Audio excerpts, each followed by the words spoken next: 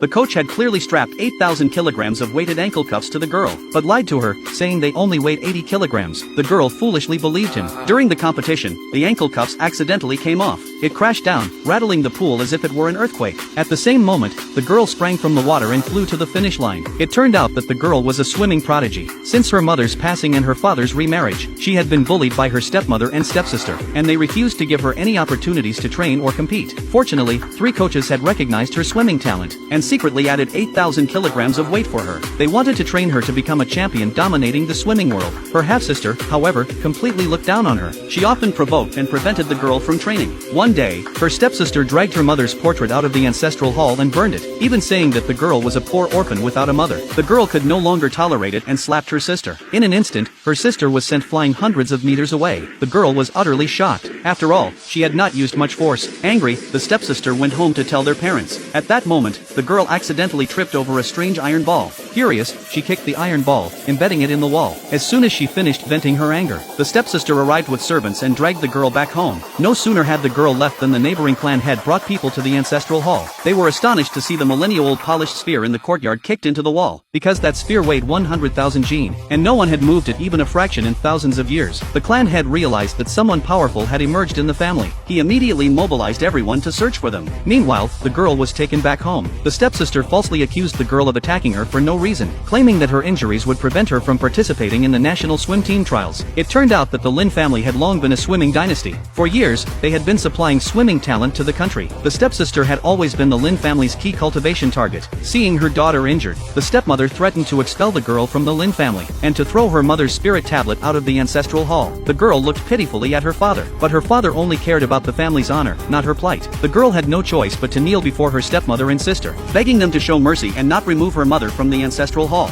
The stepmother had no intention of letting her off. She said she would forgive her as long as her legs were broken, for the sake of her mother remaining within the family. The girl accepted the stepmother's punishment. Suddenly, the Kainan stepped in to stop it and pleaded on her behalf, claiming she had also registered for the national swim team trials in a few days, so the girl could not be injured in any way. Her father had to compromise to ensure the family's acceptance rate. He then turned to the stepsister and promised that if the girl failed to place, he would come back, break her legs, and expel her from the family. The stepmother believed the girl had no swimming talent, and thought her expulsion was only a matter of time, so she let her off the hook for the time being. On the day of the competition, the girls' 3 coaches also arrived at the venue. The competition was very simple. First, they ranked competitors in a 200-meter freestyle race. Then they held a challenge tournament centered on the first-place winner. Ultimately, whoever successfully defended their title would be selected for the national team.